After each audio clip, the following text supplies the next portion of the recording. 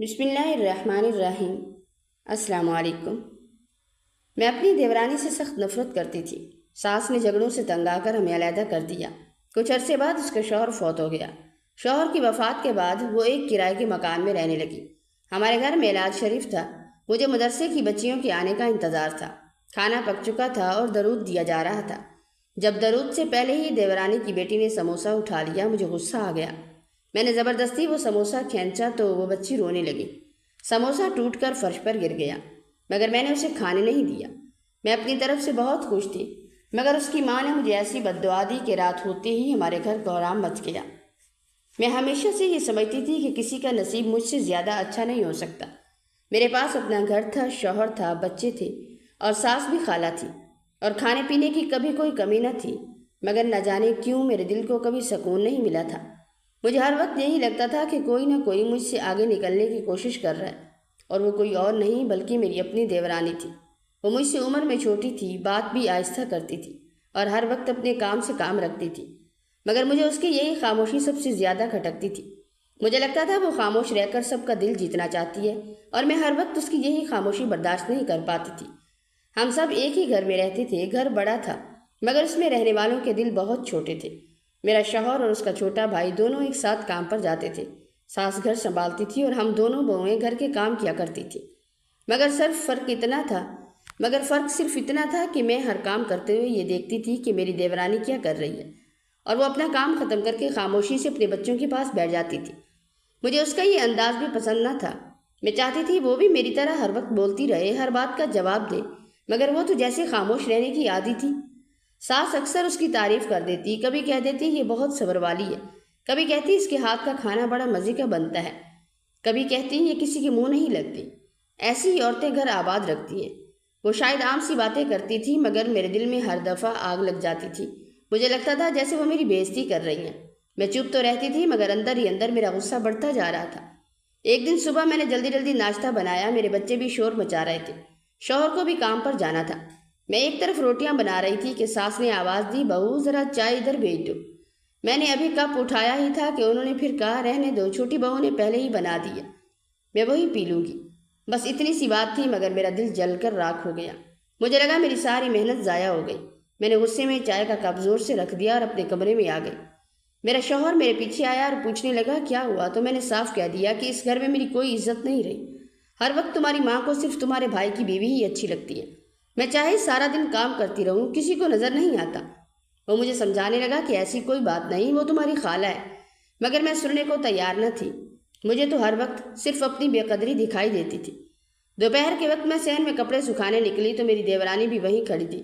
اس نے مجھے دیکھ کر مسکرا کر سلام کیا، مگر میں نے جواب دینا بھی ضروری نہ سمجھا۔ وہ خاموشی سے اپنے کپڑے ڈالتی رہی، پھر آہستہ سے بولی، اگر آپ چاہیں تو آج شام کا کھانا میں بنا دیتی ہوں، آپ صبح سے تھکی ہوئی لگ رہی ہیں۔ مجھے اس کی یہ بات بھی احسان لگنے لگی۔ میں نے تیز لہجے میں کہا، مجھے کسی کے سہارے کی ضرورت نہیں ہے، اپنا کام خود کروں اور مجھے میرا کام کرنے دو۔ وہ خاموش ہو گئی اور سر جھکا کر اندر چلی گئی۔ شام کو محلے کی ایک عورت کسی کام سے ہمارے گھر آئی۔ وہ جاتے جاتے میری دیورانی سے کہنے لگی کہ اللہ تم جیسی بہو ہر کسی کو دے، ہمیشہ مسکراتی رہتی ہو، کبھی تمہیں اونچی آواز میں بولتے نہیں دیکھا۔ میں وہیں بیٹھی سب کچھ سن رہی تھی۔ مجھے ایسے لگا جیسے کسی نے میرے سینے پر پتھر رکھ دیا۔ میں نے دل ہی دل میں فیصلہ کر لیا کہ اب میں اسے اس گھر میں سکون سے نہیں رہنے دوں گی۔ اس رات مجھے دیر تک نیند نہ آئی۔ میں چارپائی پر لیٹی بس یہی سوچتی رہی کہ آخر سب لوگ اس کی تعریف کیوں کرتے ہیں؟ کیا میں اتنی بری ہوں یا وہ اتنی اچھی ہے؟ پھر میرے دل نے مجھے ہی جواب دیا، نہیں وہ اچھی نہیں ہے، وہ صرف دکھاوا کرتی ہے اور سب اس کے دھوکے میں آ گئے ہیں۔ میں نے اسی وقت اپنے دل میں اس کے خلاف ایک ایسی نفرت پالی جس نے آہستہ آہستہ میرے اندر کی ساری نرمی ختم کر دی، اور مجھے خود بھی اندازہ نہ ہوا کہ میں کب ایک ایسی عورت بن گئی جسے کسی کے آنسو بھی نرم نہ کر سکتے تھے۔ صبح میری آنکھ کھلی تو میرا دل پہلے سے زیادہ بوجھل تھا۔ رات بھر میں نے یہی سوچتے گزار دی تھی کہ میں اب اپنی دیورانی کو کسی نہ کسی طرح اس کی اصل جگہ ضرور دکھاؤں گی۔ مجھے اس کی خاموشی سے بھی نفرت ہونے لگی تھی، کیونکہ وہ ہر بار خاموش رہ کر سب کی ہمدردی سمیٹ لیتی تھی، اور میں ہر بات کا جواب دے کر سب کی نظروں میں بری بن جاتی تھی۔ مجھے لگنے لگا تھا کہ وہ جان بوجھ کر ایسا کرتی ہے تاکہ ساس کا دل ہمیشہ اسی کی طرف رہے۔ میں حسب معمول کچن میں گئی تو دیکھا وہ پہلے ہی جاگ چکی تھی، آٹا گوندھ رہی تھی۔ ساس بھی وہیں بیٹھی تھی۔ مجھے دیکھتے ہی ساس بولی، بیٹا آج تم دیر سے اٹھی، چھوٹی بہو نے تو آدھا کام بھی ختم کر لیا۔ بس یہی ایک جملہ میرے دل میں تیر کی طرح لگا۔ میں نے کوئی جواب نہ دیا، مگر دل ہی دل میں پھر سے اس کے خلاف نفرت بڑھ گئی۔ ناشتہ کرتے وقت بھی میرا موڈ خراب تھا۔ میرا شوہر بار بار مجھے دیکھ رہا تھا، مگر وہ جانتا تھا کہ اگر اس نے کچھ کہا تو میں پھر لڑ پڑوں گی، اس لیے وہ خاموشی سے ناشتہ کر کے اپنے بھائی کے ساتھ کام پر چلا گیا۔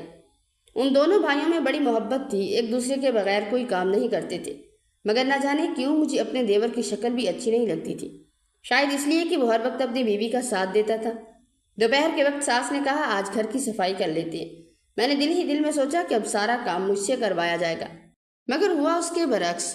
میری دیورانی نے جھاڑو بھی لگا لیا، برتن بھی دھو لیے، کپڑے بھی دھو ڈالے، اور جب میں صحن میں نکلی تو وہ فرش پر پانی ڈال رہی تھی۔ ساس نے اس کے سر پر ہاتھ رکھا اور کہا اللہ تمہیں ہمیشہ خوش رکھے، تم نے میرا آدھا بوجھ اٹھا لیا ہے۔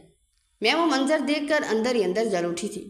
میں نے جان بوجھ کر اس کے دھلے ہوئے کپڑوں کی ٹوکری ایک طرف سرکا دی۔ کچھ کپڑے زمین پر گر گئے۔ اس نے میری طرف دیکھا ضرور، مگر کچھ نہ بولی۔ خاموشی سے کپڑے اٹھائے، جھاڑو جھاڑے اور دوبارہ طے کرنے لگی۔ اس کی یہ خاموشی میرے لیے مزید تکلیف بن جاتی تھی۔ مجھے تو یہی چاہیے تھا کہ وہ مجھ سے لڑے تاکہ ساس کو بھی پتہ چلے کہ وہ کیسی ہے، مگر وہ تو ہر بار خاموش رہتی تھی۔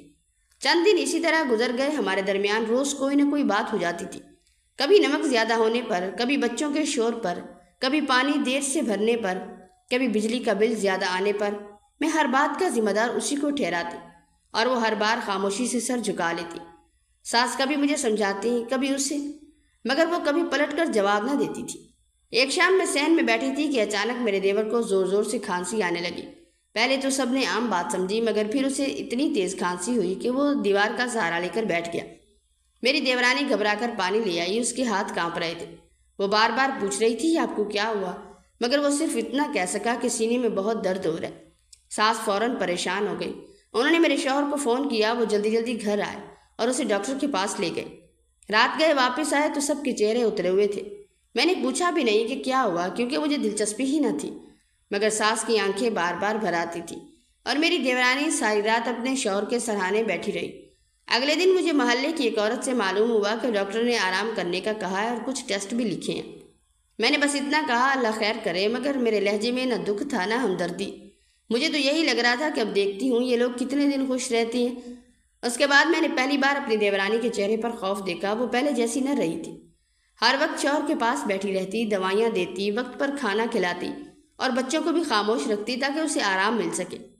میں یہ سب اپنی آنکھوں سے دیکھتی تھی، مگر نہ جانے کیوں میرے دل میں اس کے لیے ذرا سا بھی رحم پیدا نہیں ہوتا تھا، بلکہ میں یہی سوچتی تھی کہ شاید اب اس کی ساس کی ساری توجہ اسی طرف ہو جائے گی اور میں ایک بار پھر تنہا رہ جاؤں گی۔ وقت آہستہ آہستہ گزر رہا تھا، مگر میرے دیور کی طبیعت سنبھلنے کی بجائے بگڑتی جا رہی تھی۔ پہلے وہ صرف کھانستا تھا، پھر اس نے کام پر جانا بھی کم کر دیا۔ آخر ایک دن ایسا آیا کہ وہ بستر سے ہی نہ اٹھ سکا۔ میں روز اپنے کام کرتی رہی، مگر جب بھی میں صحن سے گزرتی تو اسے چارپائی پر لیٹا دیکھتی اور میری دیورانی اس کے سرہانے بیٹھی ہوتی، کبھی دوا دیتی، کبھی پانی پلاتی، کبھی اس کا ماتھا دباتی۔ ساس کی بھی ساری توجہ اب اپنے چھوٹے بیٹے پر تھی۔ وہ صبح اٹھتے ہی اس کے کمرے میں چلی جاتی اور دیر تک وہیں بیٹھی رہتی۔ مجھے یہ سب بالکل اچھا نہیں لگا تھا۔ میں اپنے شوہر سے شکایت کرتی کہ اب اس گھر میں کسی کو ہماری فکر ہی نہیں رہی، مگر وہ ہر بار یہی کہتا وہ میرا بھائی ہے، بیمار ہے، اگر امی اس کے پاس نہ بیٹھی تو کس کے پاس بیٹھے۔ میں خاموش ہو جاتی، مگر میرے دل کی چبھن ختم نہ ہوتی۔ ایک دن میں نے دیکھا میری دیورانی اپنے کانوں کی بالیاں اتار کر ساس کے ہاتھ میں دے رہی تھی۔ میں دروازے کے پاس ہی کھڑی تھی۔ ساس نے حیرانی سے پوچھا یہ کیوں دے رہی ہو؟ تو وہ آہستہ سے بولی امی دوائیاں ختم ہو گئی ہیں، گھر میں پیسے نہیں بچے، آپ یہ رکھ لیں اور اسے بیچ کر دوائیاں منگوا دیں۔ اس کی آواز بھر آئی ہوئی تھی، مگر اس نے ایک آنسو بھی اپنی آنکھ سے گرنے نہ دیا۔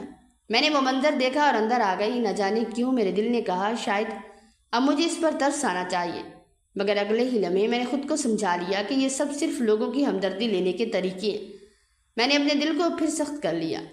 وہ 2 دن بعد محلے کی ایک عورت آئی۔ وہ ساس سے کہنے لگی بہن اگر ضرورت ہو تو میں کچھ پیسے دے دیتی ہوں، بعد میں واپس کر دینا۔ میں نے دیکھا میری دیورانی فوراً بول اٹھی نہیں باجی، اللہ بڑا کارساز ہے، ہم سنبھال لیں گے، کسی پر بوجھ نہیں بنیں گے۔ وہ عورت چلی گئی، مگر نہ جانے کیوں اس کی یہ بات میرے ذہن میں رہ گئی۔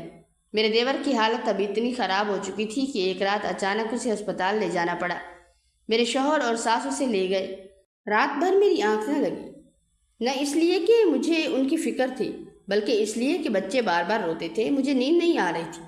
صبح ہونے سے پہلے ہی دروازہ کھلا، میں جلدی سے باہر نکلی تو میرے شوہر کی آنکھیں سرخ تھی، ساس مسلسل رو رہی تھی اور میری دیورانی کے قدم لڑکھڑا رہے تھے۔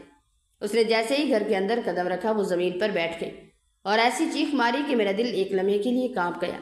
مجھے کچھ پوچھنے کی ضرورت ہی نہ پڑی، میں سمجھ گئی تھی کہ میرا دیور اب اس دنیا میں نہیں رہا۔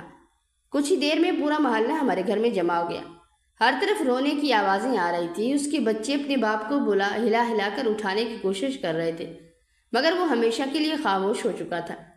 میری دیورانی اس کے پاس بیٹھی بار بار اس کا چہرہ دونوں ہاتھوں میں لے کر روتی جا رہی تھی اور کہہ رہی تھی کہ مجھے اکیلا چھوڑ کر کیوں چلے گئے، میں بچوں کو کیا جواب دوں گی، میں کس کے سہارے زندہ رہوں گی۔ میں چند قدم دور کھڑی سب کچھ دیکھ رہی تھی۔ پہلی بار میرے دل میں ایک عجیب سا احساس پیدا ہوا، مگر وہ بھی زیادہ دیر نہ رہا۔ میں نے خود کو پھر سنبھال لیا اور چپ چاپ اپنے کمرے میں آ گئی۔ جنازے کا وقت آیا تو میرے شوہر نے اپنے بھائی کو کندھا دیا، ساس بے حال ہو کر بار بار گر رہی تھی، محلے کی عورتیں انہیں سنبھال رہی تھیں۔ میری دیورانی کی حالت ایسی تھی کہ 2 عورتوں نے اسے پکڑ رکھا تھا، ورنہ وہ بھی شاید اپنے شوہر کے ساتھ ہی قبرستان چلی جاتی۔ اس دن شام تک ہمارا گھر لوگوں سے بھرا رہا، مگر جیسے جیسے رات ہوتی گئی سب واپس جانے لگے۔ آخرکار گھر پھر خاموش ہو گیا، مگر اس خاموشی میں ایک ایسا درد تھا جو پہلے کبھی اس گھر میں نہیں آیا تھا۔ میں اپنے کمرے میں لیٹی ہوئی تھی، مگر باہر سے میری دیورانی کے رونے کی آواز مسلسل آ رہی تھی۔ وہ آواز رات بھر میرے کانوں میں گونجتی رہی، مگر میں یہ نہیں جانتی تھی کہ اس عورت کی آزمائش ابھی ختم نہیں ہوئی تھی، بلکہ اس کی اصل آزمائش تو اب شروع ہونے والی تھی۔ میرے دیور کے جانے کے بعد ہمارے گھر کی فضا بدل گئی تھی، مگر نہ جانے کیوں میرے دل کی سختی کم ہونے کی بجائے اور بڑھ گئی تھی۔ پہلے مجھے اس کی خاموشی سے چڑ تھی، مگر اب مجھے اس کے آنسو بھی دکھاوا لگنے لگے تھے۔ وہ صبح اٹھتے ہی اپنے بچوں کو تیار کرتی، پھر ساس کے ساتھ گھر کے سارے کام سنبھال لیتی، مگر اب اس کے چہرے پر پہلے والی وہ مسکراہٹ سی باقی نہ رہی تھی۔ وہ ہر وقت یوں لگتی جیسے کئی راتوں سے سوئی نہ ہو۔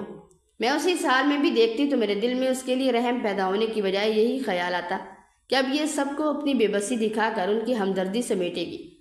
چند دن بعد میں نے محسوس کیا کہ ساس ہر وقت اسی کے کمرے میں بیٹھی رہتی ہیں، کبھی اس کے بچوں کو اپنے ہاتھوں سے کھانا کھلاتی ہیں، کبھی اسے زبردستی نوالے کھلاتی ہیں۔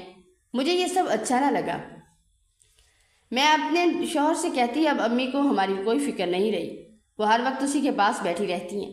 میرا شوہر ہر بار یہی کہتا وہ اکیلی رہ گئی ہیں، اس کا سہارا بننا ہمارا فرض ہے، مگر مجھے اس کی کوئی بات سمجھ نہیں آتی تھی۔ میں بس یہی سوچتی رہتی کہ اس گھر میں میری اہمیت پہلے سے بھی کم ہو گئی ہے۔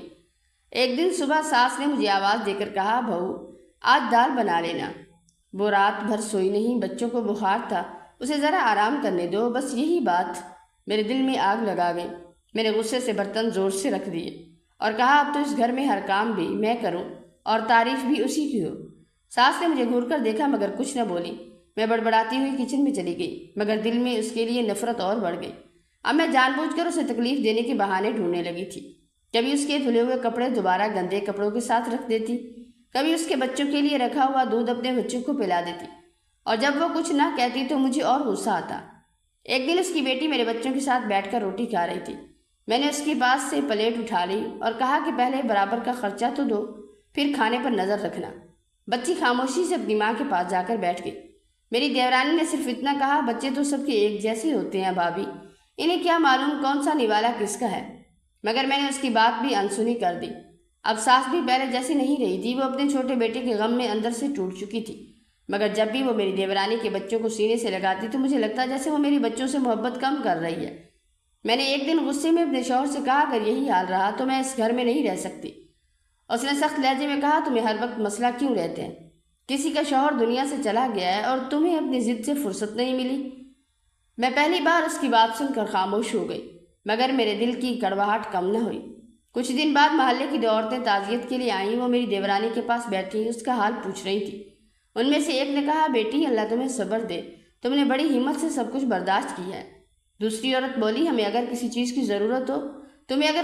ضرورت ہو تو ضرور بتانا، تم اکیلی نہیں ہو۔ میں وہیں بیٹھی سب سن رہی تھی، مجھے ان کی ہر بات اپنے خلاف محسوس ہو رہی تھی، جیسے وہ یہ جتانا چاہتی ہوں کہ میں بے رحم ہوں۔ عورتیں چلی گئی تو میں نے طنز سے کہا بڑا اچھا ڈرامہ کرتی ہو، سب کو اپنے حق میں کر لیا۔ وہ میری طرف دیکھتی رہی، پھر آہستہ سے بولی اگر میرے رونے سے کسی کو خوشی ملتی ہے تو میں کیا کر سکتی ہوں۔ اس کی یہ بات بھی میرے دل پر اثر نہ کر سکی۔ وقت گزرتا گیا، مگر اب ایک نئی مشکل کھڑی ہو گئی تھی۔ پہلے میرا دیور گھر کا خرچ بھی چلاتا تھا، اس کے نہ ہونے سے گھر کے حالات خراب ہونے لگے۔ میرے شوہر کی ایک تنخواہ میں سب کا گزارا مشکل ہونے لگا تھا۔ ساس ہر مہینے حساب کتاب کرتے ہوئے پریشان ہو جاتی۔ ایک دن میں نے صاف کہہ دیا اب اتنے لوگوں کا خرچ ہم سے نہیں اٹھایا جاتا۔ ساس نے میری طرف دیکھا مگر کچھ نہ بولی۔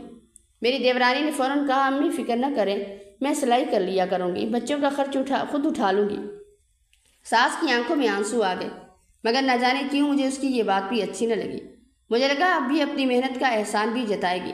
اسی رات میں نے پہلی بار ساس کو تنہا بیٹھ کر روتے دیکھا۔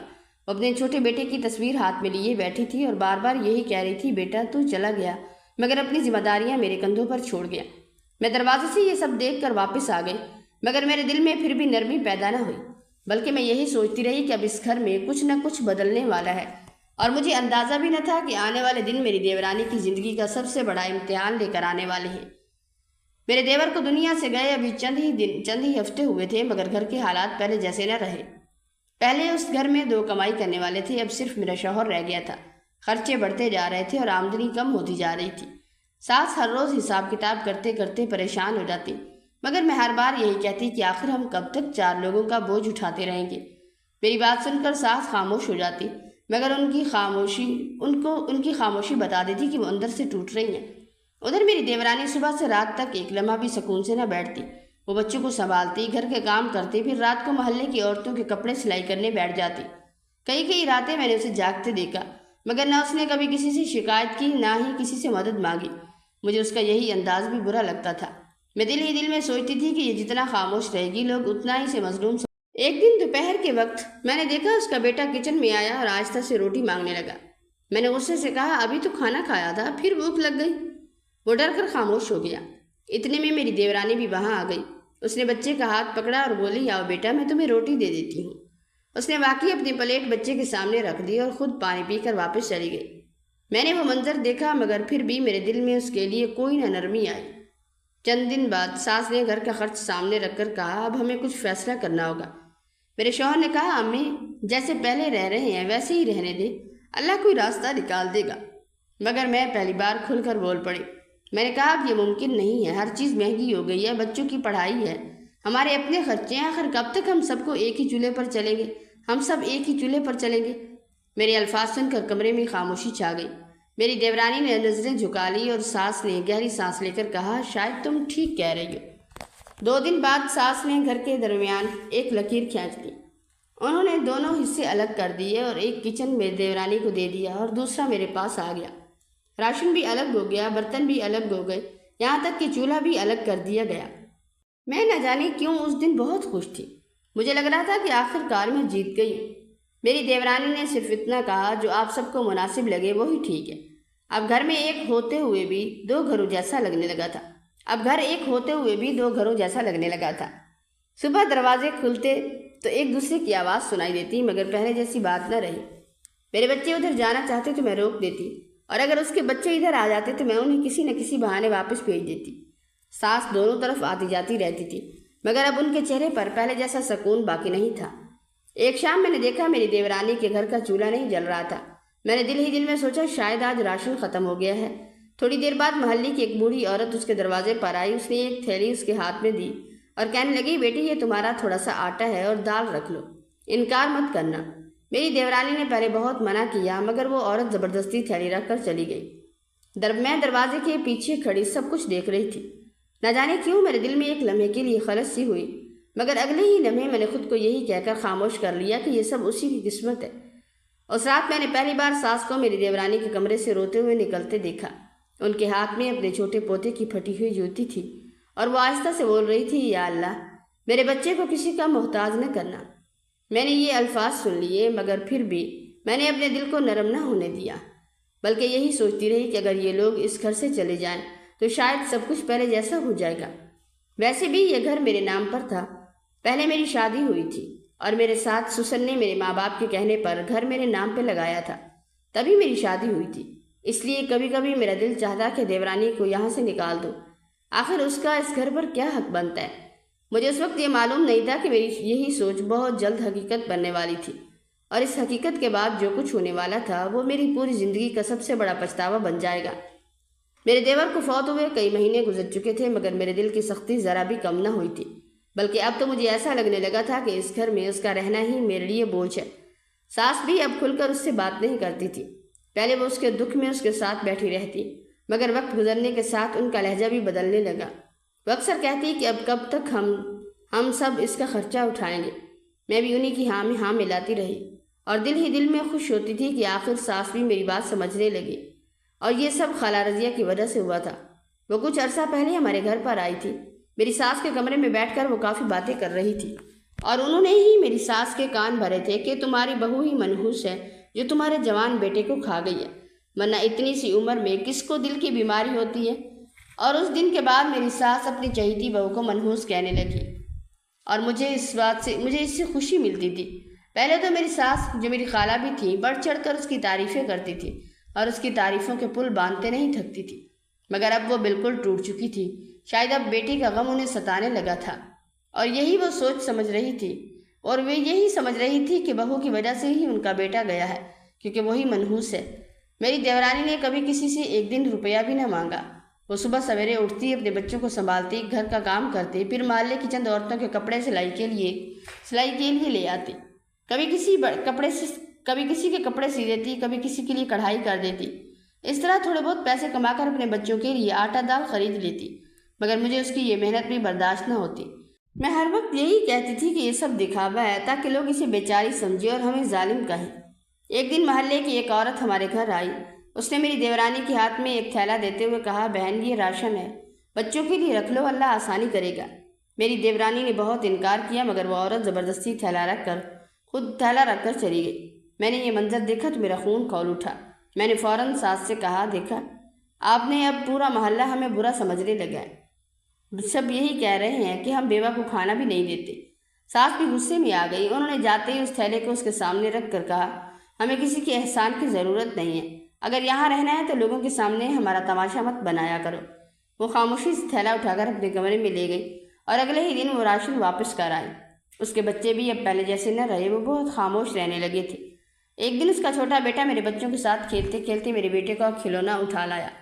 میرے بیٹے نے شور مچا دیا۔ میں نے غصے میں اس بچے کے ہاتھ سے کھلونا چھین لیا اور ڈانٹتے ہوئے کہا کہ اپنے گھر میں کچھ نہیں ہوتا جو دوسروں کی چیزیں اٹھانے لگتے ہو۔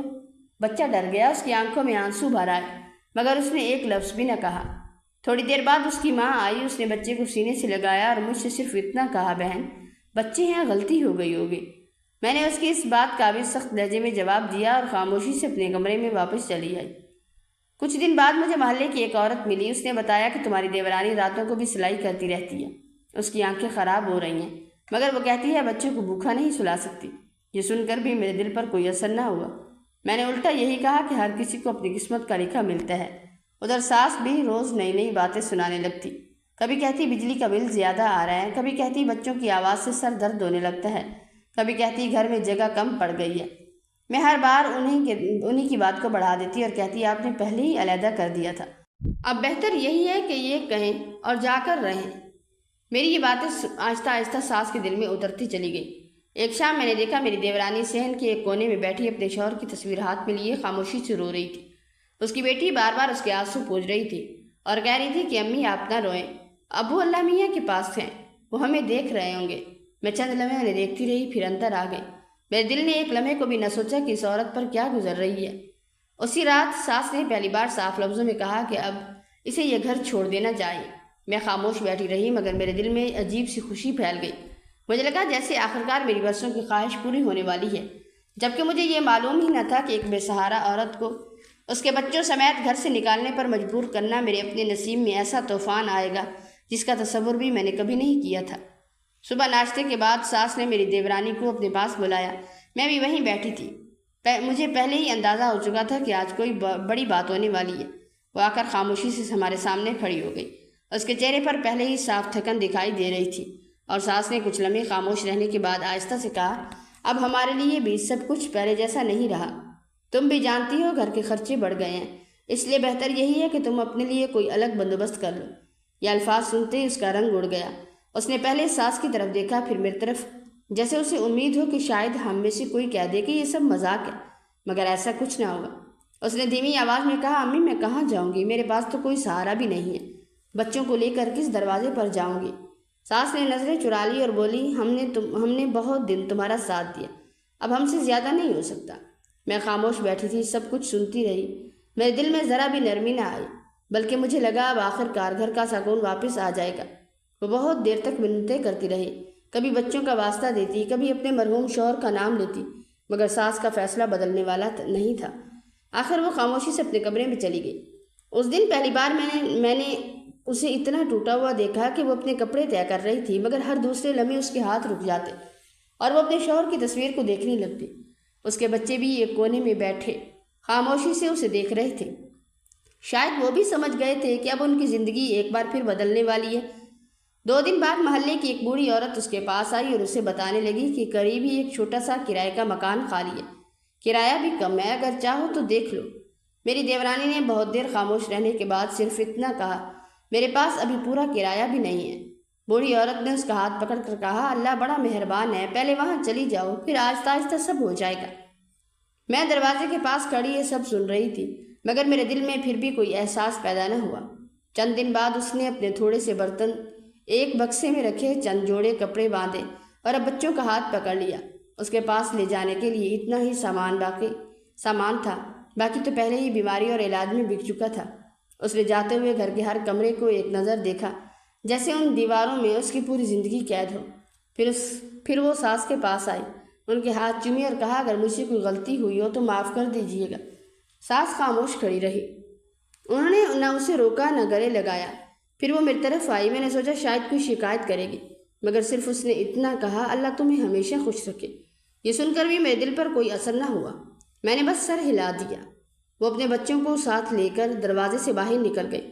اس کی بیٹی بار بار پیچھے مڑ کر اس گھر کو دیکھ رہی تھی جہاں اس نے اپنے باپ کے ساتھ زندگی کے خوش دن گزارے تھے۔ اس کے جانے کے بعد مجھے واقعی لگا کہ اب گھر میں سکون آ جائے گا، مگر عجیب بات یہ تھی کہ اس دن پورا گھر پہلے سے زیادہ سنسان لگ رہا تھا۔ صحن وہی تھا، کمرے وہی تھے، لوگ بھی وہی تھے، مگر نہ جانے کیوں ہر طرف ایک عجیب سی خاموشی چھا گئی تھی، اور مجھے یہ خبر بھی نہ تھی کہ جس عورت کو میں نے اپنے دل سے نکالا تھا، اللہ بہت جلد اسے لوگوں کے دلوں میں ایسی جگہ دینے والا تھا کہ پھر میری اپنی راتوں کی نیند ہمیشہ کے لیے ختم ہو جائے گی۔ وقت گزرتا رہا اور میں بھی اپنی زندگی میں مصروف ہو گئی۔ شروع میں کبھی کبھار محلے کی کسی عورت سے اس کا ذکر سننے کو مل جاتا تھا۔ کوئی کہتا وہ لوگوں کے گھروں میں جا کر خود سلائی کا کام لے آتی ہے، کوئی کہتا رات گئے تک کپڑے سیتی رہتی ہے، کوئی بتاتا اس کے بچے بھی اب پہلے سے زیادہ سمجھدار ہو گئے۔ میں ہر بار ایک ہی بات کہتی، جو جیسا کرتا ہے ویسا ہی بھگتتا ہے۔ پھر آہستہ آہستہ میں نے اس کا ذکر سننا بھی چھوڑ دیا۔ ادھر ہمارے گھر میں بھی سب کچھ پہلے جیسا چلنے لگا۔ میرے بچے بڑے ہو رہے تھے، ساس بھی اب پہلے سے زیادہ خوش رہنے لگی تھی۔ کبھی وہ اپنے مرحوم بیٹے کو یاد کر کے رو پڑتی، مگر پھر خود ہی آنسو صاف کر لیتی۔ میں بھی ان کی باتوں کی زیادہ اہمیت نہ دیتی، کیونکہ مجھے لگتا تھا کہ زندگی اسی طرح آگے بڑھتی ہے۔ ایک دن میں نے ساس سے کہا کہ اس سال ہم گھر میں میلاد شریف رکھ لیتے ہیں، کافی عرصے سے کوئی نیکی کا کام بھی نہیں ہوا۔ ساس نے فوراً ہاں کر دی۔ محلے کی عورتوں کو بلانے کا فیصلہ ہوا، مدرسے کی بچیوں کو بھی دعوت دی گئی۔ میں نے بڑے شوق سے تیاری شروع کی۔ مجھے لگ رہا تھا کہ اس میلاد کے بعد سب لوگ پھر سے ہماری تعریف کریں گے۔ مجھے بس دوسروں کی خوشی کا خیال تھا۔ مجھے ایسا لگ رہا تھا کہ ہم میلاد کریں گے تو سب لوگ ہماری تعریفیں کریں گے کہ یہ کتنے اچھے لوگ ہیں، لوگوں کو کھلا پلا رہے ہیں۔ بس اسی لیے مجھے میلاد کا انتظار تھا۔ میں نہیں جانتی تھی کہ یہ تو اللہ تعالیٰ کے پیارے محبوب صلی اللہ علیہ وآلہ وسلم کی وجہ سے رکھی گئی محفل ہوتی ہے، جسے دل سے رکھا جاتا ہے، مگر شاید اس وقت میرا دل ایک انسان کا نہیں بلکہ ایک جانور کا تھا۔ اگلے کئی دن میں بازار کے چکر لگاتی رہی، برتن خریدتی، کبھی خشک میوہ، کبھی چینی، کبھی چاول۔ گھر میں ہر روز کوئی نہ کوئی تیاری لگی رہتی تھی۔ ساس بھی میرے ساتھ رہتی، ہم دونوں مل کر مہمانوں کی فہرست بناتے، کبھی بیٹھ کر حساب کرتے کہ کتنے لوگوں کا کھانا بنے گا۔ میرے بچے بھی خوش تھے، کیونکہ گھر میں رونق تھی۔ میلاد سے پہلے ہم نے صبح سے ہی کام شروع کر دیا۔ کھانے کے ساتھ ساتھ سموسے اور پکوڑوں کی تیاری ہونے لگی۔ محلے کی چند عورتیں بھی مدد کے لیے آئیں۔ میں ہر چیز خود دیکھ رہی تھی، کہیں کوئی کمی نہ رہ جائے۔ مجھے اپنی محنت پر بڑا فخر ہو رہا تھا۔ اسی دوران ایک عورت نے مجھ سے آہستہ سے کہا، تمہاری دیورانی بھی اسی محلے میں رہتی ہے، اگر چاہو تو اسے بھی بلا لو، آخر وہ بھی کبھی اسی گھر کا حصہ تھی۔ میں نے فوراً سخت لہجے میں کہا، جسے جانا تھا وہ جا چکی، اب اس کا اس گھر سے کوئی تعلق نہیں۔ وہ عورت خاموش ہوگی، مگر نہ جانے کیوں ساس نے ایک لمحے کے لیے میری طرف عجیب نظروں سے دیکھا، پھر کچھ نہ بولی۔ کچھ دیر بعد مدرسے کی بچیاں بھی آنے لگیں، محلے کی عورتیں بھی جمع ہونے لگیں۔ ہر طرف درود کی آوازیں گونج رہی تھی۔ میں ایک ایک چیز پر نظر رکھے ہوئے تھی کہ کہیں کوئی کمی نہ رہ جائے۔ مجھے ذرا بھی اندازہ نہیں تھا کہ چند لمحوں بعد میرے دروازے پر ایک ایسی دستک ہونے والی ہے جو میری پوری زندگی کا رخ بدل دے گی، اور برسوں پہلے کیے گئے میرے ہر ظلم کا حساب میرے سامنے لا کھڑا کرے گا۔ میلاد شریف شروع ہو چکا تھا، گھر عورتوں سے بھرا ہوا تھا، مدرسے کی بچیاں بھی آ چکی تھی۔ میں کبھی کچن میں جاتی، کبھی صحن میں آتی، کبھی مہمانوں کو دیکھتی۔ مجھے اپنی محنت پر بڑا فخر ہو رہا تھا۔ درود شریف پڑھا جا رہا تھا اور سب خاموشی سے بیٹھے تھے۔ اتنے میں دروازے پر ہلکی سی دستک ہوئی۔ میں نے اپنے بڑے بیٹے سے کہا، جا کر دیکھو کون آیا ہے۔ چند لمحوں بعد وہ واپس آیا اور بولا، امی چچی آئی ہیں۔ میں ایک لمحے کے لیے چونک گئی، پھر باہر نکلی تو دیکھا میری دیورانی دروازے کے پاس کھڑی تھی۔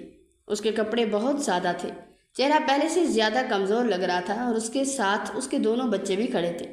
بچے پہلے سے بہت بڑے ہو چکے تھے، مگر ان کے چہروں پر غربت صاف دکھائی دے رہی تھی۔ وہ مجھے دیکھ کر آہستہ سے بولی، بھابھی، محلے کی عورتوں سے پتہ چلا تھا کہ آج میلاد ہے، سوچا درود میں شامل ہو جاؤں، شاید میرے مرحوم شوہر کے لیے بھی کوئی دعا ہو جائے۔ میں نے خشک لہجے میں کہا، اندر آ جاؤ۔ وہ خاموشی سے ایک کونے میں جا کر بیٹھ گئی۔ اس نے کسی سے کوئی بات نہ کی، صرف سر جھکا کر درود پڑھتی رہی۔ کچھ دیر بعد کھانا تقسیم ہونے کی تیاری ہونے لگی۔ مدرسے کی چھوٹی چھوٹی بچیاں قطار میں بیٹھی تھیں۔ میری دیورانی کی بیٹی بھی انہی بچیوں کے ساتھ ایک طرف خاموش بیٹھی تھی۔ وہ شاید بہت بھوکی تھی، کیونکہ صبح سے اس نے کچھ نہیں کھایا تھا۔ میں اس وقت مہمانوں میں مصروف تھی۔ اچانک میری نظر اس بچی پر پڑی۔ اس نے سامنے رکھی پلیٹ میں سے ایک سموسہ اٹھا لیا، حالانکہ ابھی دعا ختم نہیں ہوئی تھی۔ مجھے نہ جانے کیوں اتنا غصہ آیا کہ میں تیزی سے اس کے پاس گئی اور اس کے ہاتھ سے وہ سموسہ جھٹکے سے کھینچ لیا۔ بچی گھبرا گئی، اس کی آنکھوں میں آنسو آ گئے۔ سموسہ میرے ہاتھ سے چھوٹ کر زمین پر گر گیا۔ بچی روتے ہوئے اسے اٹھانے کے لیے جھکی، مگر میں نے سخت آواز میں کہا، اسے ہاتھ مت لگانا، ابھی کسی کو کچھ نہیں ملے گا۔ میری آواز اتنی بلند تھی کہ وہاں بیٹھی سب عورتوں کی نظریں ہماری طرف اٹھ گئیں۔ بچی سہم کر اپنی ماں کے ساتھ جا کر لپٹ گئی۔ میری دیورانی نے اسے سینے سے لگا لیا اور اس کے آنسو صاف کرنے لگی۔ پھر وہ آہستہ سے کھڑی ہوئی اور اس کی آنکھوں میں بھی آنسو تھے، مگر اس نے کسی سے جھگڑا نہیں کیا۔ وہ میرے سامنے آ کر رک گئی اور بہت پرسکون آواز میں بولی، بھابھی، میں نے کبھی تمہارا برا نہیں چاہا، تم نے میرے ساتھ جو بھی کیا میں نے برداشت کیا، میرے بچوں نے بھی برداشت کیا، مگر آج تم نے ایک بھوکی بچی کے منہ سے نوالا چھین لیا۔ اللہ سب دیکھ رہا ہے۔ اگر واقعی اس بچی کے دل سے نکلی ہوئی آہ تم تک پہنچ گئی تو یاد رکھنا، آج کے بعد تمہارے گھر کا سکون بھی تم سے چھن جائے گا۔ اللہ کسی ماں کو اس کے بچے کے رزق کے لیے یوں نہ ترسائے جیسے آج مجھے اور میری بچی کو ترسایا گیا ہے۔ یہ کہہ کر اس نے اپنی بیٹی کا ہاتھ پکڑا اور اپنے بیٹے کو ساتھ دیا اور خاموشی سے دروازے سے باہر نکل گئی۔ میں اس کی بات سن کر ہنس دی اور دل ہی دل میں یہی سوچتی رہی کہ بد دعاؤں سے کچھ نہیں ہوتا۔ مگر اسی رات جب پورا گھر سو چکا تھا، اچانک میرے بڑے بیٹے کے کمرے سے ایسی چیخ سنائی دی کہ میرے ہاتھ پاؤں ٹھنڈے پڑ گئے۔ میں دوڑتی ہوئی اندر گئی تو گھر میں ایک ایسا کوہرام مچا ہوا تھا جس کا تصور بھی میں نے کبھی نہیں کیا تھا، اور اسی لمحے مجھے پہلی بار اپنی دیورانی کے آنسو یاد آئے۔ میں دوڑتی ہوئی اپنے بیٹے کے کمرے میں پہنچی تو دیکھا وہ زمین پر پڑا تھا، اس کا جسم پوری طرح کانپ رہا تھا، اس کی سانس بھی ٹھیک طرح سے نہیں آ رہی تھی۔ میری چیخ نکل گئی، سانس بھی بھاگتی ہوئی آ گئی۔ گھر میں ہر طرف بھگدڑ مچ گئی۔ ہم نے فوراً اسے اسپتال پہنچایا، مگر ڈاکٹر اسے اندر لے گئے اور ہمیں باہر روک دیا۔ وہ چند گھنٹے میری پوری زندگی کے سب سے لمبے گھنٹے تھے۔ میں بار بار دروازے کی طرف دیکھتی اور ہر بار میری نظر کے سامنے وہی منظر آ جاتا جب میں نے ایک بھوکی بچی کے ہاتھ سے سموسہ چھینا تھا۔ میری دیورانی کی نم آنکھیں بار بار میرے سامنے آ رہی تھی، مگر میں اپنے دل کو سمجھا رہی تھی کہ یہ سب صرف اتفاق ہے۔ کافی دیر بعد ڈاکٹر باہر آئے اور بتایا کہ میرے بیٹے کی حالت اب خطرے سے باہر ہے، مگر اسے کچھ دن مکمل آرام کرنا ہوگا، اور ساتھ میں ڈاکٹر نے یہ بھی بتایا کہ اس کے گردوں کا مسئلہ ہے، تھوڑا بڑا ہو جائے گا تو آپریشن بھی کروانا پڑے گا۔ یہ سن کر مجھے تو بہت افسوس بھی ہوا، کیونکہ میں نے اپنے دیور پر بڑی باتیں بنائی تھی، اور اب جب اپنا وقت آیا مجھے تکلیف ہو رہی تھی، لیکن پھر بھی میں نے اللہ کا شکر ادا کیا کہ اس نے ہمیں اتنی حیثیت دی کہ ہم علاج کروا لیں، اور اللہ تعالیٰ میرے بیٹے کو صحت دیں گے۔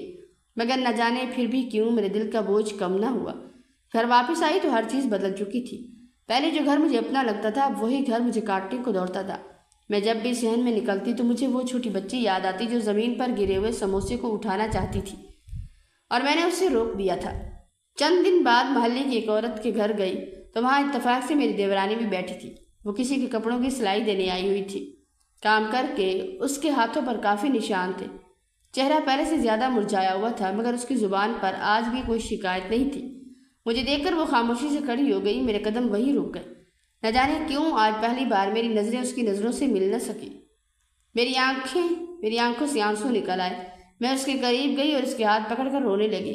میں نے کہا، مجھے معاف کر دو، میں نے تمہارے ساتھ بہت ظلم کیا۔ میں نے تمہارے بچوں کے ساتھ بھی اچھا سلوک نہیں کیا۔ اللہ نے مجھے میری غلطی کا احساس دلا دیا۔ وہ چند لمحے خاموش رہی، پھر اس نے میرے آنسو صاف کیے اور آہستہ سے بولی، بھابھی، میں نے تو اسی دن تمہیں دل سے معاف کر دیا تھا جس دن میں اس گھر سے نکلی تھی، کیونکہ نفرت دل میں رکھ کر انسان خود بھی سکون سے نہیں جی سکتا۔ میں اس کے قدموں میں بیٹھ کر بہت روئی۔ اس دن پہلی بار مجھے احساس ہوا کہ غرور اور حسد انسان کو اندھا کر دیتے ہیں۔ میں نے ایک بے قصور عورت کو صرف اپنی نفرت کی وجہ سے زندگی بھر کے زخم دیے۔ میں اسے اپنے ساتھ گھر لے آئی۔ ساس نے جیسے ہی اسے دیکھا، ان کی آنکھوں سے بھی آنسو بہنے لگے۔ وہ آگے بڑھی اور اسے گلے لگا کر رونے لگی۔ انہوں نے بار بار اس سے معافی مانگی۔ میری دیورانی نے انہیں بھی معاف کر دیا۔ اس دن کے بعد میں نے اپنے دل سے حسد نکال دیا۔ میں نے سیکھ لیا کہ کسی کے نصیب سے جلنے والا انسان کبھی خوش نہیں رہ سکتا، اور کسی کے بھوکے کے منہ سے نوالا چھیننے سے بڑی بے رحمی شاید ہی کوئی ہو۔ اللہ دیر ضرور کرتا ہے، مگر انسان کو اس کے ہر عمل کا احساس ضرور دلاتا ہے، اور بعض اوقات ایک مظلوم کے آنسو اور اس کی خاموش بد دعا پوری زندگی بدل کر رکھ دیتی ہیں۔ گھر میں بظاہر امن تو قائم ہو چکا تھا، لیکن اصل امتحان اب شروع ہوا تھا۔ ماضی کے گہرے زخم محض چند اچھے الفاظ سے نہیں بھر سکتے تھے، اس لیے میں نے روزمرہ کے چھوٹے چھوٹے عمل سے ثابت کرنا شروع کیا کہ میری توبہ سچی ہے۔ میں صبح سویرے اٹھ کر سب سے پہلے دیورانی کے بچوں کے لیے ناشتہ تیار کرتی اور ان کے اسکول کے کپڑے استری کر کے رکھتی۔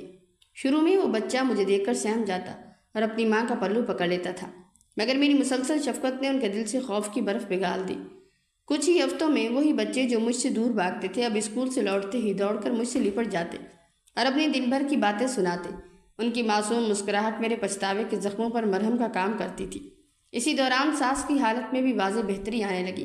جو وجود برسوں سے بیماری اور غم کی وجہ سے بستر سے لگ چکا تھا، اب ان کے چہرے پر زندگی کی رمق لوٹ آئی تھی، اور میں اور میری دیورانی مل کر گھر کا ہر کام نبھاتی اور ان کی خدمت کرتی۔ ساس صاحبہ جب ہم دونوں کو ایک ساتھ باورچی خانے میں کام کرتے ہوئے یا بچوں کے ساتھ ہنستے دیکھتی تو ان کی آنکھوں میں تشکر کے آنسو آ جاتے۔ وہ اپنے کپ کپاتے ہاتھوں سے ہمارے سروں پر ہاتھ رکھ کر بے شمار دعائیں دیتی، جس سے گھر کے ماحول میں ایک عجیب سا اطمینان اور سکون گھل جاتا تھا۔ گھر کے مالی اور معاشی معاملے میں بھی میں نے بالکل شفافیت قائم کر دی۔ شوہر کے ساتھ مل کر میں نے اپنی دیورانی اور اس کے بچوں کا جو حق بنتا تھا وہ ان کے نام منتقل کروایا تھا کہ آئندہ کبھی ان کے دل پر کوئی خدشہ نہ رہے۔ اب گھر کا کوئی بھی فیصلہ ان کی مرضی کے بغیر نہیں ہوتا تھا۔ حیرت انگیز طور پر جیسے جیسے دل صاف ہوئے، ہمارے رزق اور کاروبار میں بھی رب کی ایسی برکت آئی کہ تنگی کا نام و نشان نہ رہا۔ وقت پر لگا کر اٹھتا رہا، اور سالوں کا سفر یوں طے ہوا کہ پرانی تلخیاں صرف ایک ڈراؤنا خواب بن کر رہ گئی۔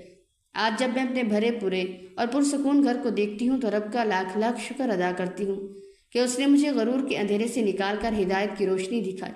میں نے عملی زندگی سے یہ سبق سیکھ لیا کہ انسان اپنے عمل اور سچے خلوص سے تباہ شدہ رشتوں کو دوبارہ زندہ کر سکتا ہے۔ زندگی میں غرور، حسد اور نفرت انسان کو وقتی طور پر تو جتنا مرضی بڑا بنا دے، لیکن یہ اندر ہی اندر اس کے اپنے سکون اور آخرت کو جلا کر راکھ کر دیتے ہیں۔ انسان کتنا ہی طاقتور کیوں نہ ہو جائے، ایک مظلوم کے دل سے نکلی اور خاموش آنسو وقت کی بساط کو یوں پلٹ دیتے ہیں کہ انسان اپنے ہی کیے پر شرمندہ ہونے پر مجبور ہو جاتا ہے۔ لیکن سچا انسان وہ نہیں جو کبھی غلطی نہ کرے، بلکہ سچا انسان وہ ہے جسے جب اپنی غلطی کا احساس ہو جائے تو وہ انا اور غرور کو توڑ کر معافی مانگ لے، کیونکہ جھک جانے سے رشتوں کی ڈور قائم رہتی ہے اور سچی توبہ گناہوں کے داغ مٹا دیتی ہے۔ جب انسان اپنے دل کو بغض، حسد اور کینے سے پاک کر کے دوسروں کے لیے وسیع کر لیتا ہے تو اللہ پاک نہ صرف اس کے گھر میں سکون و برکت نازل فرماتا ہے بلکہ رشتوں میں وہ پہلی جیسی مٹھاس اور محبت بھی لوٹا دیتا ہے۔ نصیحت یہی ہے کہ کسی کے حق پر غضب کر کے یا کسی کا دل دکھا کر حاصل کی گئی خوشی کبھی دائمی نہیں ہوتی۔ اصل خوشی اور سکون دوسروں کو ان کا حق دینے، معاف کرنے اور خلوص دل سے رشتے نبھانے میں ہی چھپا ہے۔ یا رب کریم، تیرے سوا ہمارا کوئی سہارا نہیں، تو دلوں کے بھید جانتا ہے اور ہماری ہر پوشیدہ تکلیف اور فکر سے واقف ہے۔ اے اللہ، جو بھی اس وقت پریشان ہیں، بیزار ہیں یا غموں کے بوجھ تلے دبا ہوا ہے، اپنے فضل و کرم سے اس کے دل کو سکون اور اطمینان عطا فرما۔ جو بیمار ہیں انہیں کامل صحتیابی دے، جو قرض اور تنگی میں ہیں ان کے رزق میں کشادگی اور برکت پیدا فرما، اور جو اپنے رشتوں میں تلخیوں کا سامنا کر رہے ہیں ان کے دلوں میں ایک دوسرے کے لیے بے پناہ محبت، نرمی اور احترام پیدا کر دے۔ اے اللہ، اے ہمارے پروردگار، ہمارے گھروں کو امن، سکون اور خوشیوں کا گہوارہ بنا دے۔ ہمیں ہر قسم کے حسد، کینے، بغض، غرور اور تلخ باتوں سے محفوظ رکھ۔ ہمارے والدین کا سایہ ہم پر سلامت رکھ، ان کی اور ہمارے بزرگوں کی خدمت کی توفیق دے اور ہمارے بچوں کے نصیب اچھے اور تابناک فرما۔ اے پاک پروردگار، ہماری توبہ کو قبول فرما، ہماری کوتاہیوں کو معاف کر اور تمام پڑھنے اور سننے والوں کے دلوں کو ایسی دائمی خوشی اور اطمینان سے بھر دے جو کبھی ختم نہ ہو، آمین یا رب العالمین۔ پھیلاؤ دل میں روشنی، ایک لائق سے سنوارو زندگی۔ میرے عزیزوں، زندگی کبھی کبھی انسان کو ایسے امتحان میں ڈال دیتی ہے جہاں باہمت لوگ بھی تھک کر نڈھال ہو جاتے ہیں۔ میں بھی اس وقت صحت کی سخت ناسازی اور کچھ ایسی مجبوریاں جھیل رہی ہوں جنہیں الفاظ میں بیان کرنا ممکن نہیں، لیکن میں نے ہمت نہیں ہاری اور دن رات محنت کر رہی ہوں۔ میری اس محنت کو آپ کی صرف ایک چھوٹی سی توجہ کی ضرورت ہے، آپ کا ایک لائک، صرف ایک کلک نہیں، بلکہ میری گرتی ہوئی ہمت کا سہارا، میری بیماری کی حالت میں کی گئی محنت کا صلہ اور میری مشکلات میں مدد کا ایک خاموش ذریعہ ہے۔ جب آپ میری ویڈیو کو لائک کرتے ہیں تو یہ آپ کی طرف سے میرے لیے ایک ایسی معنوی اور مالی مدد بن جاتا ہے جو مجھے اس مشکل وقت میں کھڑا رکھتی ہے۔ اگر میری یہ کوشش آپ کے دل کو چھو سکے تو پلیز ایک لائک ضرور کر دیا کریں۔ آپ کا یہ چھوٹا سا عمل کسی کی زندگی کی بہت بڑی مجبوری کو آسان کر دیتا ہے۔ اللہ پاک آپ سب کی زندگیوں میں آسانیاں پیدا کرے اور ہمیں ایک دوسرے کا سہارا بننے کی توفیق دے، آمین۔